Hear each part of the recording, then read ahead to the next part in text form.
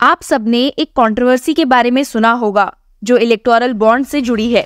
2021 में supreme court ने कुछ स्टेट्स में असेंबली इलेक्शन से पहले इन इलेक्टोरल बॉन्ड्स की रिलीज को स्टे करने से मना कर दिया था। कई रिटायर्ड जजेस और लॉयर्स अब तक इस बात से नाराज हैं कि सुप्रीम कोर्ट ने इलेक्टोरल बॉन्ड्स जैसे मुद्दे पर अपनी आवाज नहीं उठाई। पर क्या आप इस कंट्रोवर्सी की डिटेल्स जानते हैं? अगर नहीं तो इस वीडियो को एंड तक देखें।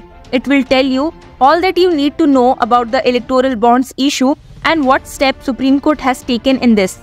शुरुआत करते हैं कि इलेक्टोरल बॉन्ड्स है क्या। गवर्नमेंट ऑफ इंडिया ने 2018 में इलेक्टोरल बॉन्ड स्कीम नोटिफाई की थी।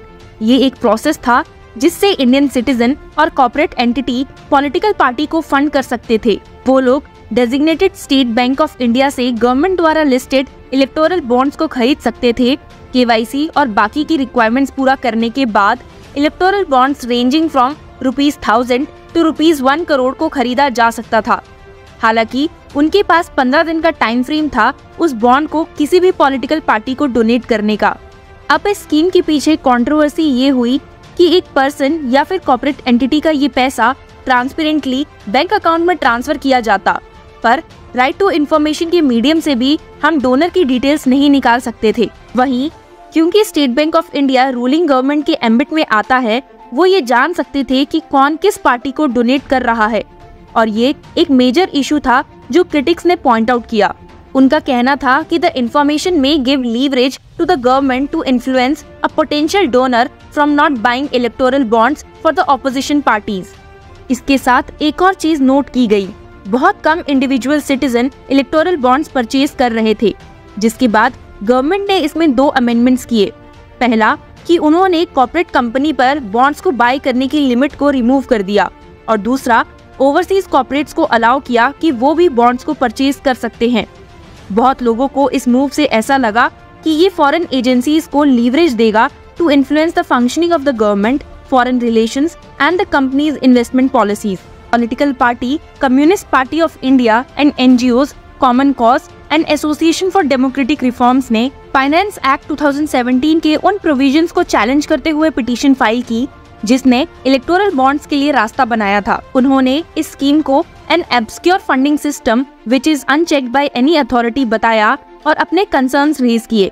पर जैसा कि हमने आपको बताया कि 2021 में सुप्रीम कोर्ट ने इलेक्टोरल बॉन्ड्स के रिलीज को स्टे करने से मना कर दिया, पर उस दिन से लेकर आज तक ये मुद्दा शांत नहीं हुआ। किसी न किसी ओकेजन पर हमें इलेक्टोरल बॉन्ड पर डिबेट सुनने को मिल ही जाती है।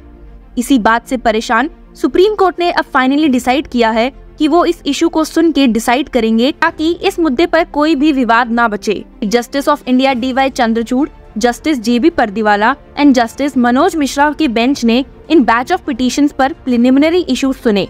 एडवोकेट प्रशांत भूषण ने मैटर को जल्दी सुनने की नीड को एक्सप्रेस करते हुए स्टेट किया that because of the non-decision in the matter, bonds are being issued before assembly elections.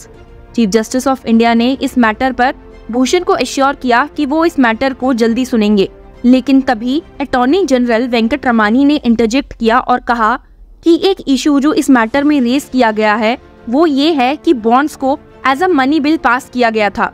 उन्होंने कोर्ट को याद दिलाया कि मनी बिल से रिलेटेड इशू 7 जज बेंच रॉजर मैथ्यू के केस में सुनने वाला है।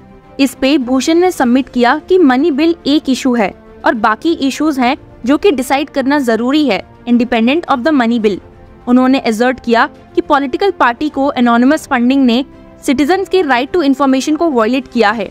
उन्होंने कहा कि फंडिंग के एनोनिमस नेचर ने करप्शन को भी प्रमोट किया है, क्योंकि इसने उन कंपनियों को जिन्होंने कुछ पार्टीज की गवर्नमेंट से कुछ बेनिफिट गेन किए थे एनोनिमस तरीके से उन पॉलिटिकल पार्टीज को डोनेशन देने की अनुमति दी।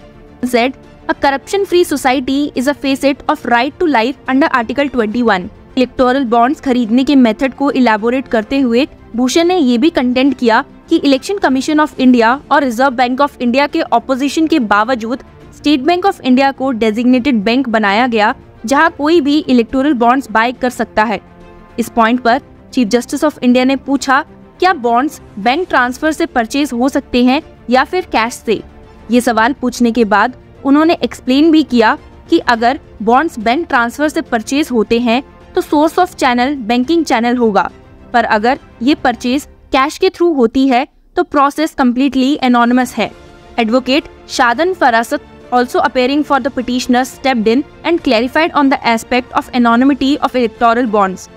The real anonymity is that when you transfer to a political party, who is donating to which party is anonymous. Justice of India ने इस पे क्लैरिफिकेशन सीख की कि क्या पर्सन एक इंडिविजुअल को भी मनी ट्रांसफर कर सकता है।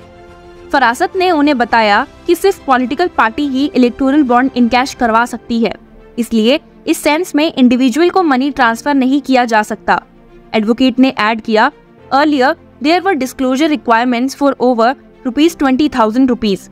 This scheme says that if you pay through electoral bonds, the party does not have to disclose.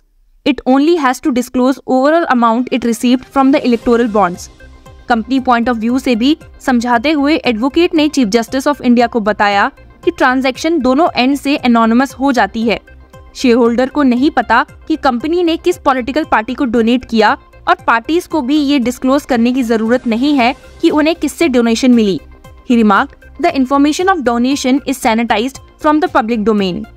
जब बेंच ने ये प्रिलिमिनरी इश्यूज को सुन लिया तो चीफ जस्टिस ऑफ इंडिया ने रिमार्क किया और कहा, we will start hearing, but what about the money bill issue? Are you pressing the money bill issue? Because that is listed before a 7-judge bench. It is your call. Do you want to hear minus the money bill issue? तो भूषण ने petitioner के behalf पे कहा कि वो चाहते हैं कि इस मैटर पे आर्ग्यूमेंट्स मनी बिल इशू के साथ तभी हो जब रॉजर मैथ्यूज केस दिसंबर 2023 तक सेटल हो जाए। तो चीफ जस्टिस ऑफ इंडिया ने उनसे कहा कि ये प्रिडिक्ट करना काफी मुश्किल है। अभी हमने सभी को 12 अक्टूबर के लिए प्री हियरिंग के लिए लिस्ट किया है। तो फिर भूषण ने रिप्लाई किया कि फिर इस केस में हम मनी बिल इशू के बिना मैटर को आर्ग्यू करेंगे, इसलिए अब ये मैटर 31 अक्टूबर के लिए लिस्ट किया गया है। तो देखते हैं कि बाकी इंपॉर्टेंट केसेस की तरह सुप्रीम कोर्ट इस केस को किस तरह से परस्यू करता है। Keep watching law Chakra to know more about this.